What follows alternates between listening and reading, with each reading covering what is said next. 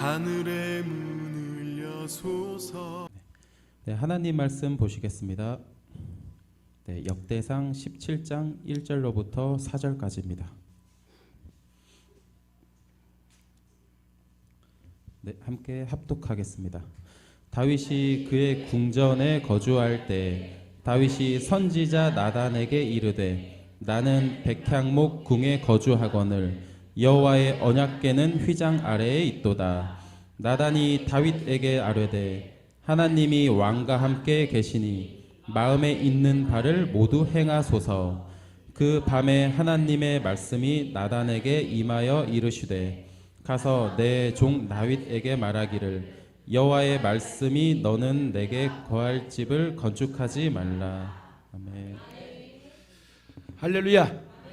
제가 말씀을 좀 전하기 전에 오늘 말씀의 주제와 연관되기 위한 제 일화적인 부분을 잠깐 말씀을 드리고 말씀을 또 구체적으로 들어가도록 하겠습니다. 우리 인생이 하나님이 간섭하시고 계획하시고 우리 이끌어 가셔야 우리는 축복의 인생이 될 줄 믿습니다. 그래서 잠언 16장 9절 말씀 보면 제가 항상 처음에 대학 가가지고 수련회 가가지고 영성 수련회 가가지고 받은 말씀 잠언 16장 9절 무슨 말이죠? 사람이 마음으로 자기의 길을 계획할지라도 그 걸음을 인도하시는 여호와시니라. 그래서 항상 제가 결정하고 판단하고 움직이기 전에 이 말씀 항상 고민해 봤습니다. 우리 인생이 내 계획대로 내 뜻대로 나아가고 이게 술술 풀리는 열매 맺는 삶이라면 진짜 또 멋있는 삶일 수도 있고 또 우리가 생각한 대로 참 인생 재밌구나라는 그런 판단을 할 수 있는 인생이겠지만 그렇게 우리의 계획과 생각과 마음으로 되는 것이 아닌 것이 우리의 인생이란 것입니다. 그래서 하나님 앞에 응답과 거절도 하나님이 은혜의 방편으로 주시기 때문에 우리의 인생과 생각과 계획이 아무리 좋고 나아가는 훌륭한 믿음일지라도 하나님이 결제하지 않은 허락과 거절은 아니라는 것이죠. 저도 사업도 해보고 예수님 만나기 전에 사업도 해보고 우유 사업, 뻥튀기 사업, 뭐 별 사업 다 해도 다 망하게 하고 직장을 들어가도 망하게 하고 돈도 모이지 않게 하고 하는 것마다 망하게 하고 이게 저의 인생 앞에서 내가 이렇게 계획하고 움직이는 것도 하나님이 거절하시더라고요. 사업뿐만 아닙니다. 연애할 때도 마찬가지예요. 여러분 짝사랑 했습니까? 짝사랑 해본 적 있어요? 짝사랑도 못 해봤어요? 아니 짝사랑이 혼자 사랑이요 그냥. 에? 여러분 짝사랑하는 사람하고도 짝사랑 처음 사랑은 이루어지지 않는다고 그래. 또 진짜 안 이루어지더라고. 연애도 마찬가지입니다. 내가 정말 저 여인을 흠모하고 저 여인하고 결혼하고 싶은데 하나님 또 거절하셔. 저도 수많은 경쟁 속에 거절도 조금 해보고 나는 거절을 내가 조금 했어요. 저는 거절을 많이 당했고 다시 말해 수많은 여인들이 결혼 정년기가 되니까 저를 가만 놔두겠습니까? 꼭 표정들이 여러분 믿지 않는 표정들. 또 오늘 이상한 약을 드셨는가 이런 표정들. 참 진짜 내가 여기서 설교할 때요 힘든 부분이 그거 부분이에요. 아무튼 여러분 믿거나 말거나가 아니라 진짜 인기 많았다니까 전도사 때. 이해 안 가요? 반응이 전혀 없네. 그냥 그만하고 말씀만 전하시오 이런 느낌. 그래서 여러분 경쟁 속에서 거절했기 때문에 누굴 만났다? 사모님을 만났다는 거예요. 다른 은혜의 방편 사모님을 딱 만나서 지금 행복하게 목회하잖아요. 여러분 목회 이렇게 한 부부가 딱 목사 사모가 잘 맞아가지고 코드가 통해가지고 여러분 그래야 교회가 부흥되는 거예요. 어떤 교회는 막 그냥 목사 사모님 막 지지고 볶고 그냥 아주 그냥 난리가 아닌 교회도 있어요. 그러나 여러분 저희는 싸우는 것 같습니까? 말이 없어. 오늘 내가 다른 교회 오늘 다른 교회에 내가 온 것 같아 지금. 여러분 거절도 다른 하나님의 은혜의 방편이 있기 때문에 하나님은 그 거절을 통하여 다른 좋은 은혜의 열매를 맺게 하실 응답을 주신 분이다. 제가 여러분 세상의 사업에 성공해서 목회했을 거예요? 여러분 제가 사업에 성공했으면 좋겠어요? 목회 사업에 성공했으면 좋겠어요? 그럼 여러분이 좀 잘 저기 이제 합력하고 선을 이룬다는 거잖아요. 할렐루야. 어제 제가 청빙이 하나 들어왔어요. 경남 큰 도시에, 우리나라의 두 번째 큰 도시에서 큰 몇천 명 모인 교회에서 청빙이 들어왔어요. 아니 직접 청빙은 아니고 간접적인 청빙인데, 그 교회 한 70명이 딱 목사님을 청빙하려니까 70명이 오셨대. 거기서 이제 10명이 딱 남고, 거기 또 10명이 3명이 남았대요. 그러면서 저에게 목사님 거기서 청빙을 해야 될 것 같은데 목사님이 되면 좋겠어요. 제가 인기 많아요. 근데 어떻게 했을까요? 제가 거절을 했습니다. 이럴 때 박수도 좀 나오고 그래야 되는데, 이러니까 내가 갈등이 생겨요. 저 솔직히요, 부흥회 갔어요. 원장님들이 뭐라고 그러는 줄 아세요? 학장 원장님들이 저한테 목사님은 부산 경남 그 지역에서 설교를 하면 먹힌다고. 진짜 먹혀요. 지금 유튜브 뿌렸더만은 벌써 막 부흥회 하는 것 같다고. 그러니까 뭐라고 하네요? 우리 교회는 항상 이건 아무것도 아니라고. 우리 항상 부흥회잖아. 복 받았어요. 기도원 갈 필요가 없어. 우리 성도들 보니까 몇 년 동안 기도원 한 번도 안 가더라고. 갈 필요가 없잖아. 이곳이 부흥회고 이것이 기도원이고 이게 만문에 기도하는 집이기 때문에 갈 필요가 없는 거예요. 다시 말해, 우리가 응답도 있고 거절도 있는 우리 인생 속에서 그 응답과 거절이 하나님이 간섭하시고 행하시는 응답이고 거절이라면 그는 은혜의 방편이다. 할렐루야. 그래서 저도 감사한 것은 연애 때도 거절하시고 사업도 거절했어. 목회하고 또 사모 만나서 여러분 만나 행복하게 목회하는 이 목사가 얼마나 행복합니까? 이게 하나님의 은혜란 말입니다.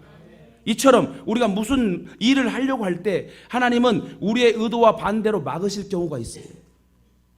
사도행전 16장에 보니까 아시아 전도를 위해 힘쓰는 바울에게 성령이 아시아에서 말씀을 전하지 못하게 하십니다. 이때 바울은 하나님의 거절을 순종했다는 거예요. 또 열왕기와 5장 1절을 보니까 어떤 대목이 나옵니까? 아람 왕의 군대 장관 나아만이 문둥병에 걸린 장면이잖아요. 그런데 다행히 자기 집의 계집종으로부터 희소식을 듣게 됩니다. 문둥병도 고치는 이스라엘 나라에 귀한 선지자가 있더라.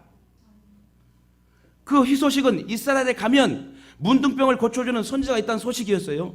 정말 귀가 번쩍 뜨이는 소식입니다. 그 당시에 여러분 문둥병은 고칠 수도 없고 정말 희박한 그런 정말 저주받은 병이라고 여러분 창피를 당하는 수치의 병이기 때문에 이 아람 나라 장군 나아만이 출중하고 왕에게 신임받고 그런 많은 위치와 배경을 가졌었는데 약점이 뭐라고요? 문둥병이 걸렸단 말이에요. 평생 그는 그것 때문에 트라우마가 생기고 스트레스 받고 누가 나를 쳐다볼까 하는 그런 모습 속에 위축되는 그런 모습의 사람이 나아만 장군이었습니다. 정말 귀가 번쩍 뜨는 소식을 듣고 나아만 장군은 즉시 아람 왕의 전 친서를 가지고 이스라엘 왕에게 갑니다. 그리고 엘리사라는 선지자의 집을 찾아가게 되죠. 나아만은 엘리사가 자신을 극진히 예우하며 고쳐줄 것으로 생각했어요. 누가? 엘리사 선지자가. 아이고 아람 왕이요 하고 나아가서 마당 앞에 나와서 넙죽절하고 원일로 오셨습니까? 하고 이렇게 자기를 극빈 대우를 할 줄 알았는데 어떤 상황이 벌어집니까? 엘리사는 방에서 코빼기도 안 보이고 종 게하시에게 이렇게 해서 요단강에 7번 물을 담그면 목욕하면 낫겠다라고 전해라. 그 말을 들으니 아람 나라 군대 장관 나아만이 열 받아야 안 받아요? 이 당시 이스라엘 백성들은 속국이라면 진짜 작은 나라예요. 반대로 아람 나라는 엄청 부강한 제국의 그런 위치에 있던 시대이기 때문에 나아만의 기분이 몹시 상했습니다. 엘리사는 콧배기도 안 비추고 게하시를 보내어 요단강에 몸을 7번 씻으라고 통보를 받았습니다. 나아만 장군은 홀대를 받은 거예요. 거절당한 거란 말이에요. 인격적 거절이란 말이에요. 이것도 자기는 기대하고 그 작은 나라에 와서 체면을 무릅쓰고 내가 고침받기 위하여 나왔는데 이 선지자가, 이 작은 나라의 선지자가, 아무것도 아닌 이 나라의 선지자가 나를 홀대하네? 얼마나 기분 나빴겠어요. 당시 외교적으로 볼 때 아람 나라는 대단한 강한 나라였습니다. 그는 아람에는 이보다 더 깨끗한 강물이 있다고 분노하며 자기 나라로 다시 돌아가려고 했어요. 만일 그때 그가 자리를 떠났다면 그는 문둥병을 영원히 고치지 못했을 거예요. 그러나 그의 종들이 말립니다. 다시 말해 믿져야 본전이니까 한번 시키는 대로 목욕 한번 해봅시다. 결국 나아만이 그들의 말을 듣고 순종했더니 어린아이의 살과 같이 휘게 되었더라.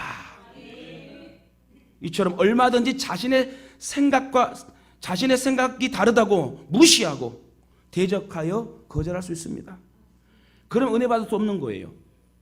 우리의 인생이 전진이 있고 후진이 있고 멈춤이 있어요. 허락도 거절도 하나님이 함께 하신다면 우리의 인생은 하나님이 이끌어 주시고 하나님이 책임져 주시는 인생이기 때문에 내 생각과 마음의 잣대로 짧은 생각으로 하나님의 생각을 판단하지 말란 말이요. 여러분, 항상 내 생각이 옳은 것이 아닙니다. 그래서 여러분, 내 말만 하려고 하지 마세요. 내가 자꾸 말하려고 하는 것은 내 생각을 자꾸 남에게 비치려고 하는 거지요. 듣는 사람이 훌륭한 사람이요. 상담을 할 때도요, 상담자는 내담자의 말을 들어주고 내담자의 그 입술의 말을 통해서 그 응답을 찾게 되고 해답을 줍니다. 상담자는 많이 안 해요. 그냥 질문만 몇 가지예요.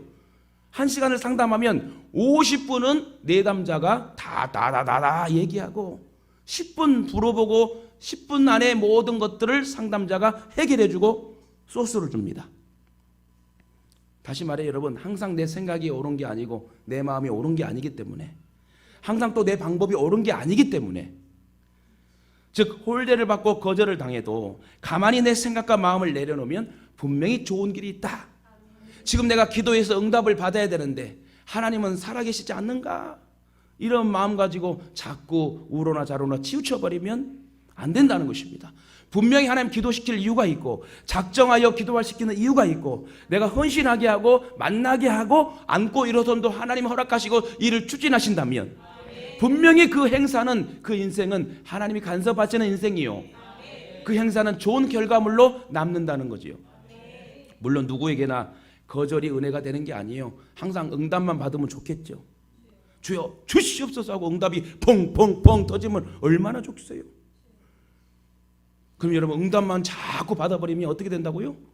여러분, 뽕이 이렇게 올라간다니까. 교만하게 된다는 거예요. 하나님을 잃어버린다는 거예요.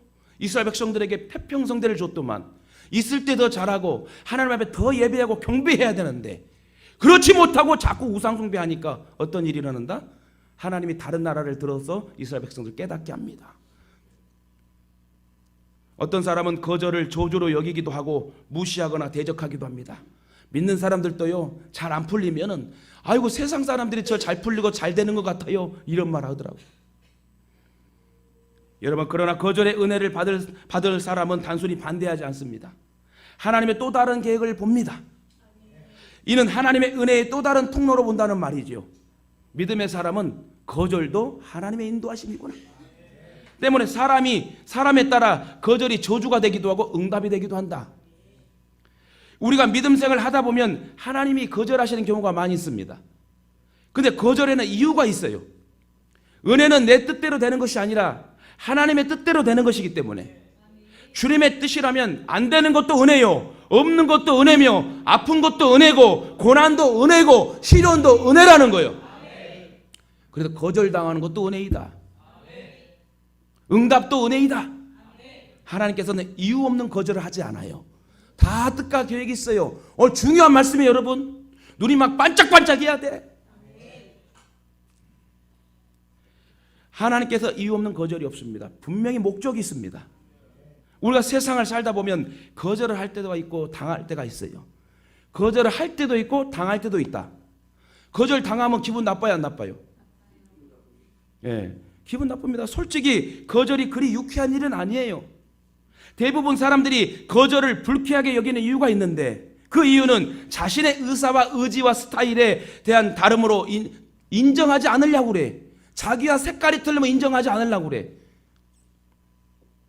왜 그런 줄 아세요? 다른 사람이 틀렸다고 생각하기 때문에 그래. 부부싸움도 왜 싸운 줄 알았어요? 내 생각만 옳은 거야. 내 주장만 들어달라고 그러는 것이고, 안 들으려고 그래요. 배려하지 않아요. 상대방의 입장을 고려하지 않아요. 그냥 거절만 해. 우리 옆에 분 인사하면 손을 지그시 잡으시면서 제가 거절하지 않고 거절당하겠습니다. 네. 중요한 거 여러분, 거절하지 않고 거절 당해야 돼. 그리스도인은 거절 당해야 됩니다. 그래야 여러분 싸움도 일어나지 않고 교회도 붕되고 전도도 되는 거예요. 자꾸 거절하는 사람이 되지 마요. 거절 당해버려야 돼. 그래야 하나님께서 빛과 소금의 칼로 우리를 쓰시는 거예요. 다시 한번 따라합시다. 거절하지 말고 거절 당합시다. 그게 주님의 편에서 승리하는 삶이에요. 여러분, 더 불쾌한 것은 자신의 인격에 대한 거절이라고 생각하기 때문에 거절당하면 기분 나쁩니다. 때문에 거절을 이기지 못하고 자살하는 사람도 있고요. 여러분, 보복하는 사람들도 있습니다. 이처럼 거절을 잘못하면 불행해져요. 그러므로 거절은 기술이 필요하대요. 지혜가 필요하대요. 거절은 잘하고 잘 받아야 된다. 이것도 중요하네요. 한번 따라합시다. 거절은 잘하고 거절당할 때 잘 받읍시다. 이게 준비가 안 되고 홀로서기에 믿음이 안 되면 상처가 돼요. 나는 왜 하는 것마다 꼬이지? 왜 나는 이렇게 막히지? 여러분, 그런 적 있어요, 없어요? 많잖아요. 그게 내 생각이 앞서가니까 그래요. 내 이성이 앞서가니까 하나님의 생각을 뒷전으로 하고 하나님의 생각과 마음과 결정이 오기도 전에 내가 판단해버려. 응답받기 전에 그냥 판단해버려. 하나님의 분명히 거절함이 있으셨는데 하나님 나에 응답 주셨다 이거 추진해갖고 망한 거거든. 그러므로 거절은 기술이 필요하는데 지혜가 필요하대요. 거절을 통해 다른 사람의 마음을 아프게 하지 말아야 돼요. 따라합니다. 거절을 통해서 상대방의 마음을 아프게 하지 맙시다. 상대방의 마음을 먼저 배려해서 지혜롭게 거절할 줄 알아야 돼요. 거절도 당해야 되고, 반대로 내가 거절을 당했을 때도 마찬가지입니다.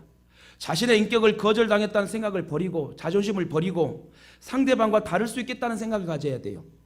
내 생각과 방법이 옳은 것만 아니구나. 상대방이 나를 생각해서 그러는 거지. 여러분, 목회자가 이렇게 하십시오 했을 때 여러분, 그거는 사랑의 마음으로 권면해 주는 거예요. 성도들이 그래요. 목사님 이렇게 할까요? 저렇게 할까요? 물어봐요. 물어보는 건 좋은 겁니다. 거절을 통해 상처를 주지 않고 받지도 않는다. 하지만 곰곰이 한번 생각해 보십시다. 거절이 그리 나쁜 것만 아니에요. 왜냐하면 항상 내 생각과 방법이 옳은 게 아니라고 그랬잖아요. 왜? 내가 항상 응답받고 이게 결정적인 부분이라고 생각해서 내가 추진한다면 하나님 없이도 살 수 있습니다. 그러나 우리는 하나님의 은혜 아니고는 살 수 없는 연약한 존재라고 그랬잖아요. 오히려 거절이 내 인생을 충분히 알차게 하고 유익되게 할 수 있다는 말이에요. 제가 여러분 사업에 성공해서 막 돈 만지면요, 저는 목회 안 했을 거예요. 전도사 때도요, 제가 15년 부교육자 했는데요, 그때 하나님 막 나에게 물권 주었으면 저는 목사 한 수도 안 받았을걸요. 하나님은 지금 주실 거예요. 이제 기분 나빠요, 권사님들? 나한테 준다는 게? 여러분, 공중방 타는데 아멘 잘하셔. 권사님들 기분 나쁘면 내가 받으면 안 나눠주겠어요? 지금도 길거리 가면 뭐 좋은 거 있으면 권사님들 막 사주고 싶어 환장한 사람인데. 진짜 그래요. 여러분 지나가다 맛있는 게 붕어빵 이런 거 보이면 목사님 생각 안 나요? 난 이쪽을 보고 설교할래. 여러분, 진짜 내 인생을 충분히 알차게 하는 것이 응답도 응답이지만 거절도 기다란 거예요. 거절을 대처하는 방식에 따라 우리의 삶이 얼마든지 바뀔 수 있어요. 하나님이 저에게 목회의 길을 가게 하셨으니까 이렇게 여러분 앞에 서서 목회하고 5천 교회를 세우려고 영혼을 살려는 목회자로 바뀌고 있는 거. 본질이 흐트러지지 아니하고 변질되지 아니하고 그 본질을 수호하며 저와 여러분이 합력하여 선회로 복음 전도자로 예배자로 나아가고 있다는 것은 하나님이 나에게 거절을 당하게 하셔서 목회자의 길을 걷게 하는 응답을 통해 하나님 영광 받으시고 저와 여러분을 쓰신다는 거. 어제도 남전도에 청소하러 오셨을 때 한 분이 그래요.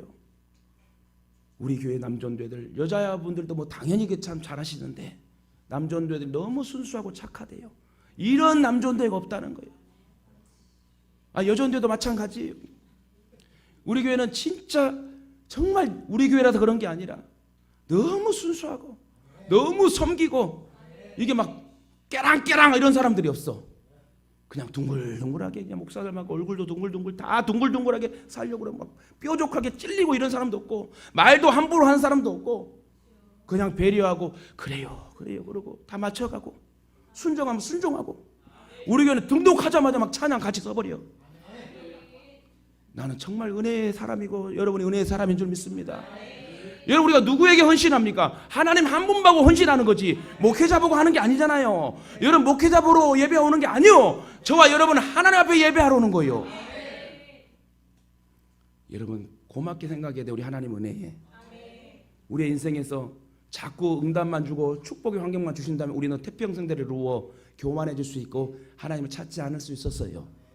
저나 여러분이 목회와 신앙을 할 수 있었던 것은 우리의 인생에 하나님이 거절을 딱 하게 해서 하나님을 바라볼 수 있도록 점검하게 하시고 돌아보게 하시고, 오늘도 여러분에게 하나님 앞에 말씀을 들을 수 있도록 특권 주신 하나님의 은혜의 방편이 얼마나 감사한 거예요. 그래서 하나님이 가라면 가고 멈추면 멈추는 순종하는 삶이 축복의 인생이다. 그러므로 거절을 두려워하지 마시고 응답만 좋아하지 말고 거절도 두려워하지 말고 무서워하지 마세요. 오히려 거절을 나에게 주시는 장점이라고 생각하신다면 놀라운 일이 일어날 것입니다. 우리 방법보다는 하나님 방법이 더 좋잖아요.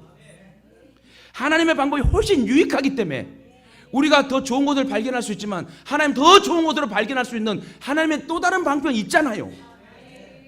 우리 방법보다는 하나님의 생각과 방법이 월등하고 우리에게 더 좋은 걸 안기게 하시려고 하나님 우리의 인생을 꽈가게 하시고 때는 고난도 주시고 실패도 허락하신다는 거예요. 거절도 당하게 하신다는 거예요.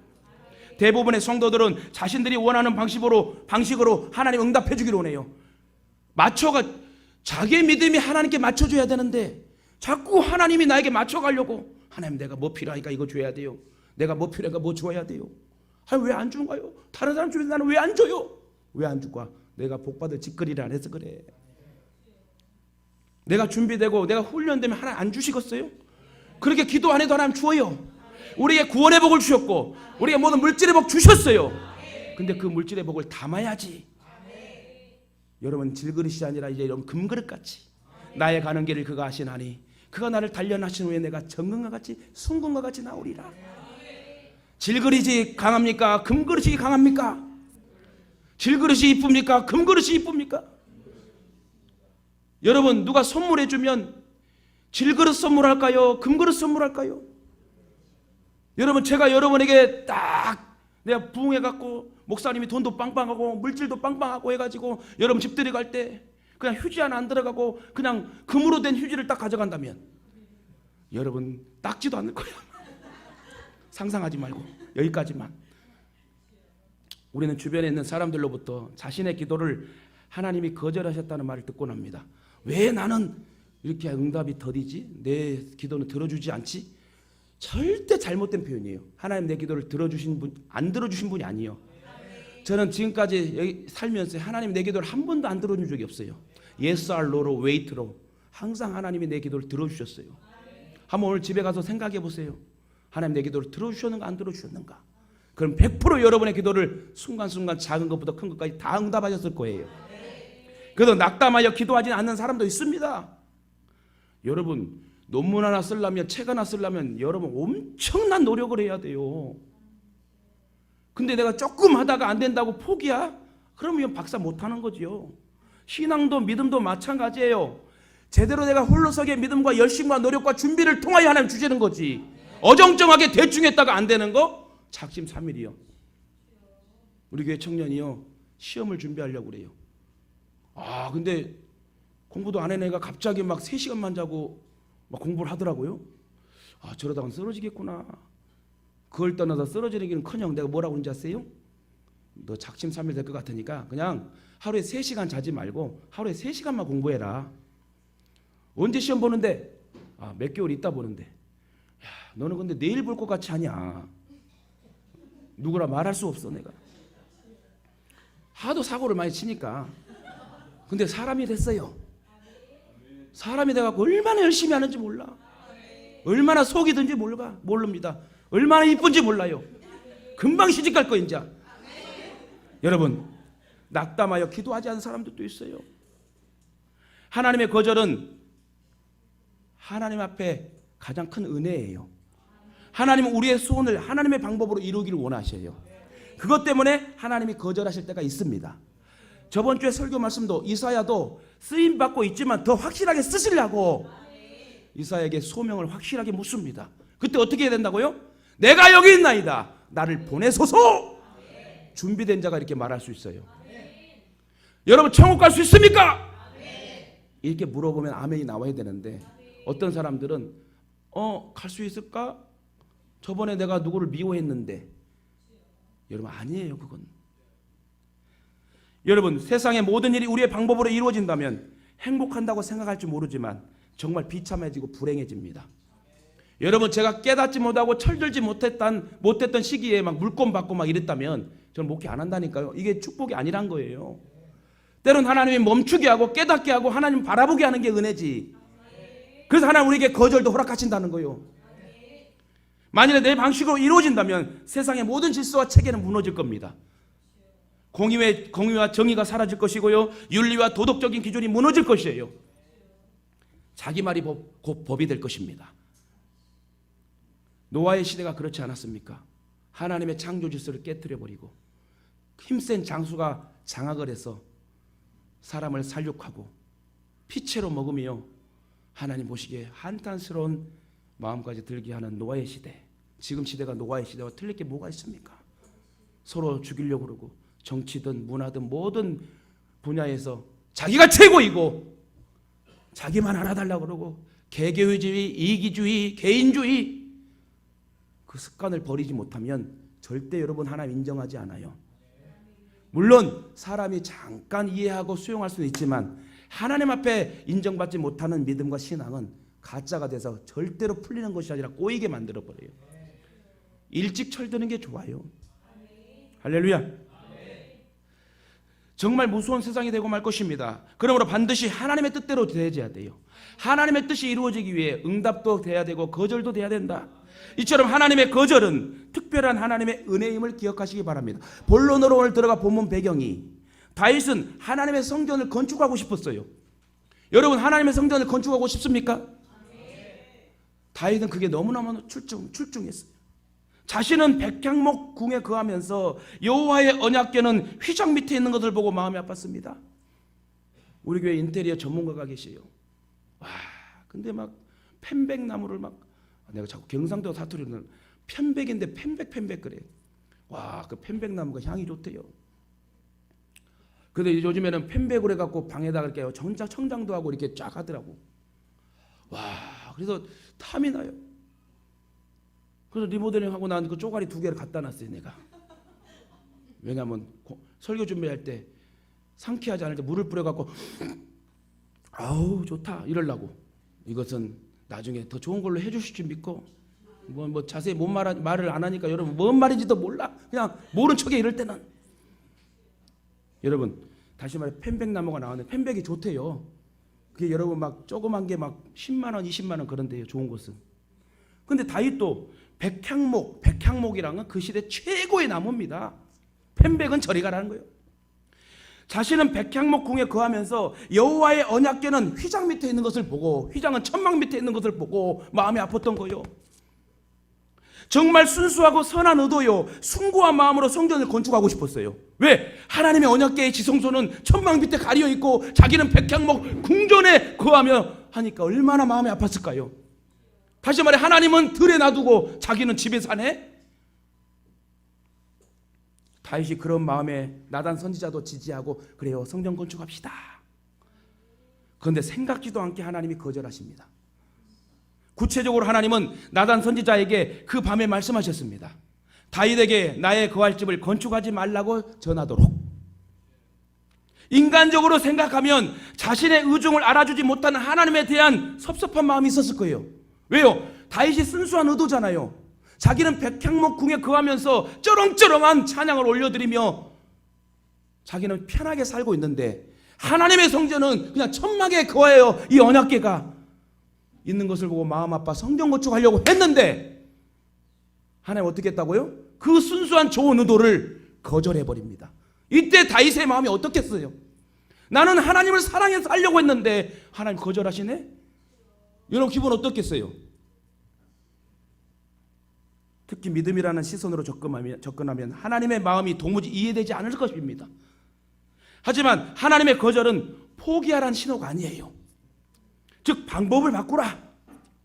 거절은 나와 다르게 역사하시는 하나님의 또 다른 방법이 있다는 거예요.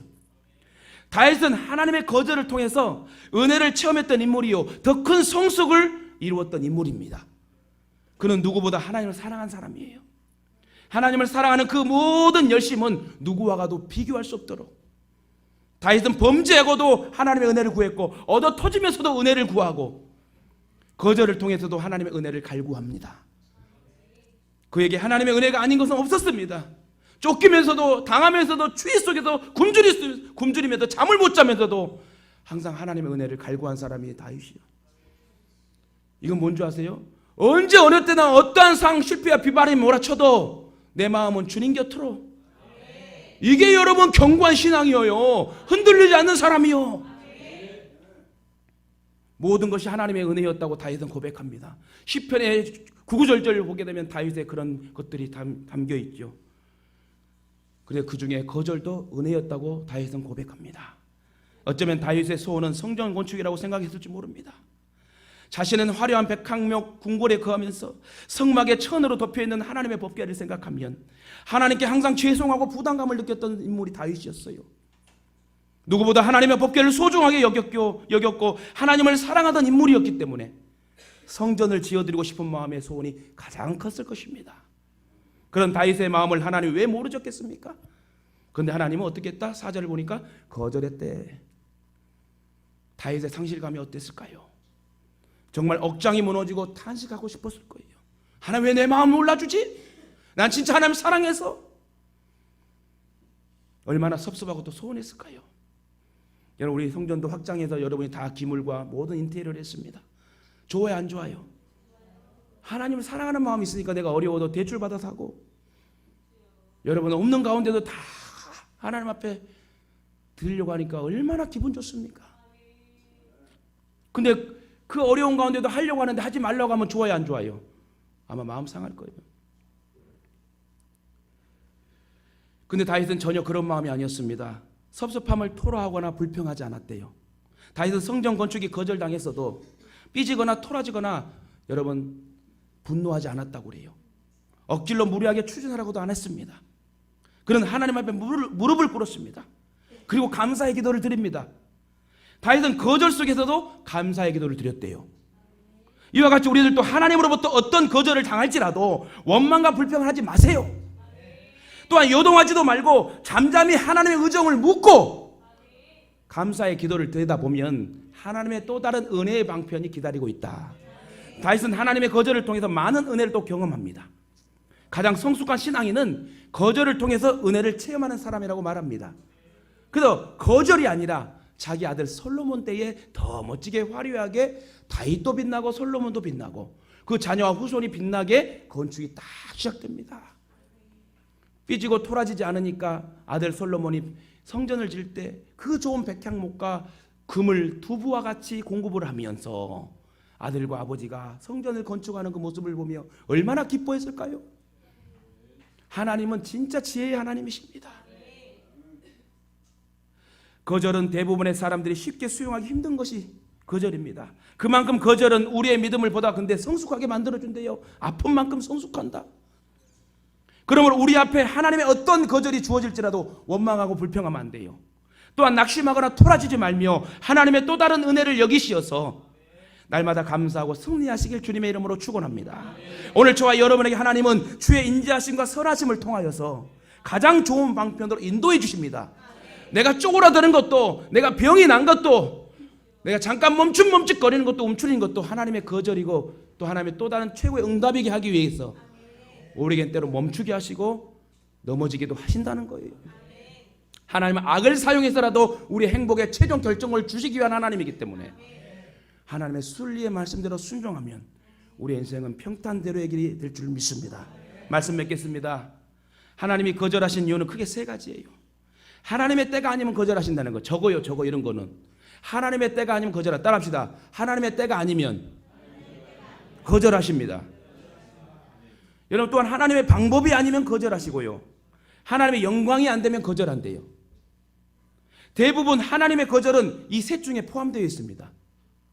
하나님이 다윗의 성전 건축을 거절하신 이유도 하나님의 때와 방법이 맞지 않았어. 이해가십니까? 물론 전쟁터에서 피를 많이 흘렸기 때문에도 이유가 됩니다만은 하나님은 그 성전을 아들로 통해서 짓게 하시고 그 아버지 다윗으로 바라보게 하시고 바라보는 것만 해도 얼마나 축복이요. 여러분 부모된 자가 자녀가 잘 되기 원해요 안 돼요? 잘 되기 원하잖아요. 자녀가 아프면 내가 아팠으면 차라리 좋겠다는 마음이 들어요 안 들어요? 우리 권사님들은 이제 내가 너무 아프니까 그냥 니들이 아파버려라 그런 표정들 짓지 마세요. 그래서 여러분 세상 유행가도 그런 슬픈 표정 하지 말아요 그러잖아. 슬픈 표정 하지 마요. 기쁜 표정이. 여러분 부모가 자녀를 사랑하는 마음. 여러분 다윗이 그 아들 솔로몬이 성전을 건축할 때 금을 두부와 같이 공급하고 그 좋은 백향목을 공급하면서 다윗은 춤을 추며 성전 건축이 되는 것을 바라보며 아들을 귀하게 여기고 우리는 부자가 축복의 아버지 아들이구나 이런 마음을 가지고 성전 건축을 하나님이 이루게 하셨다는 거예요. 솔로몬만 좋게 한 게 아니라 아버지도 좋고 아들도 좋게 하고. 여러분 이 부모님들이 부모만 잘 되기 원해요? 자녀가 잘 되기 원해요? 같이 잘 되기 원할 거예요. 그게 여러분 하나님의 마음이요. 하나님은 다윗의 성전 건축을 거절하신 이유는 포기하라고 그런 게 아니라 포기하지 아니하면 때가 이름에 거둔다고 솔로몬 시대에 멋지게 성전을 건축하게 합니다. 다시 말해 하나님의 거절의 첫 번째는 때가 아니면 거절하시고 두 번째는 하나님의 방법이 아니면 거절하시고 세 번째는 하나님의 영광이 안 되면 거절한다. 하나님이 다윗의 성전 건축을 거절하신 이유도 하나님의 때와 방법이 맞지 않았기 때문에 그래요. 맞지 않았기 때문에 그런다는 거예요. 하나님은 이미 다윗의 아들 솔로몬의 때에 솔로몬을 통해서 성전을 건축하고 계획하셨어요. 이처럼 하나님은 거절을 통해서 우리의 생각과 우리의 방법을 내려놓게 하십니다. 이는 하나님의 생각과 우리의 생각이 다르고 하나님의 방법과 우리의 방법이 다르기 때문에 그래요. 저는 우리 청년들뿐만 아니라 여러분 성도들이 엄청나게 물건을 받아서 잘 살기 원해요. 근데 여러분 그렇게 물건 주실 때가 언제라고? 내가 하나님 앞에 영혼 살리기 위한 관리할 수 있는 물건이 될 때 하나님 주시는 거예요. 저도 하나님이 이제 지금 주실 거예요. 왜? 전도사 때 줬으면 저는 목사 안 했어요. 왜 그런 줄 아세요? 전도사 때 허구하면 일 터지면 나 그냥 돈 벌어서 사업에서 장로할 거야. 그것도 아니면 난 캐나다 갈래. 캐나다 내가 연고도 없는데 왜 자꾸 캐나다 그럴까 내가. 이거는 그렇게 연약한 인생이에요. 그래서 지금 어때요? 어려우면 뭐 한다? 제가 깨달았어요. 그냥 그 자리에다 기도만 하고 있으면 하나님 교통정리 확 해주시더라고. 그래 지금 물건 줘야 돼. 제가 솔직히 고백할게요. 금요일날 제가요 말씀을 준비하면서 하루 종일 앉아있으면 말씀 준비합니다. 엉덩이 아플 정도로. 그리고 잠깐의 멍한 생각을 하면서 하나님 우리 성도들이 좀 돈 좀 주세요. 제발 돈 좀 주세요. 이래갖고 언제 5천 개 세워요. 이런 막 답답함이 들었어요. 근데 하나님 저에게 어떤 음성을 줬을까요? 안 줬을까요? 안 줬어요. 그거 더 환장하지. 하나님 말 좀 해주세요. 왜 돈 좀 달라는데 안 줘요. 차라리 나한테 주던가. 우리가 그렇게 따질 수 있어요? 창조주 하나님이 다 설계하고 계획하고 다 결말을 만들어 놨는데 내가 틀어버릴 수 있냐고. 버러지 같은 야고바, 지렁이 같은 내 야고바. 꿈틀거리고 밟으면 꿈틀거려야 되고 고통받을 수밖에 우리 없는 인생이잖아요. 하나님이 더 좋은 걸 주시기 위한 계획과 작정이 있기 때문에 우리는 응답도 축복이고 거절도 축복이다. 이사야 55장 8절 9절에 유명한 말씀이 있습니다. 여호와의 말씀에 내 생각은 너희 생각과 다르며 내 길은 너희 길과 달라서 하늘의 땅보다 높음같이 내 길은 너희 길보다 높으며 내 생각은 너희 생각보다 높으니라. 할렐루야. 위의 말씀처럼 우리의 생각을 내려놓고 하나님의 생각을 수용합시다. 이것이 믿음이에요. 때문에 하나님의 거절을 섭섭하게 생각하면 안 돼. 목회자도요, 여러분 저는 칭찬 많이 하는 목회자예요. 근데 개인적으로 내가 불러서 아이고 권사님 그러면 안 돼요 이런 제가 못해요. 왜? 되게 제가 마음이 약하거든. 어쩔 때 합니까? 하나님이 말씀에 석상에 하시잖아. 하나님 말씀으로 깨닫게 하시려고. 듣는 저도 여러분에게 깨닫게 하시려고. 반항해서 안 됩니다. 그러므로 얼마든지 우리는 하나님의 거절을 은혜와 축복의 통로로 받아들여야 돼. 믿음은 내가 하나님께 맞추는 거래요. 따라합시다. 믿음은 내가 하나님께 맞추는 것입니다. 할렐루야. 이것이 하나님의 절대 주권의 역사예요. 다윗은 은혜의 주권자이신 하나님을 아는 사람이었어요. 때문에 하나님의 거절을 은혜로 수용했어요. 하늘을 위해서 내려주신 하나님의 선물임을, 허락도 거절도 하나님께서 하시는 일이기 때문에 하나님의 여러분 은혜임을 기억하시고 절대 낙심하지 말고 포기하지 말고 때가 이르면 거두게 하시는 열매의 주님을 여러분 고백하고 그분 앞에 시선을 고정하시길 주님의 이름으로 축원합니다. 그러므로 저와 여러분도 어떠한 상황에도 하나님의 절대 주권 영역 안에서 순종하는 삶을 사시고 때론 응답도 축복이고 거절도 축복이고 또 다른 하나님의 은혜의 방편임의 최상임을 기억하시면서 어떠한 환경에서도 내가 고쳐지고 내가 변화되고 내가 준비되면 하나님 쓰시는 거예요. 쓰시기 위해서 예동의 만남을 주셨고 여러분을 용사로 지정하여 주셨습니다. 멋진 용사로 참된 용사로 크게 쓰시기를 다시금 주님의 이름으로 축원합니다.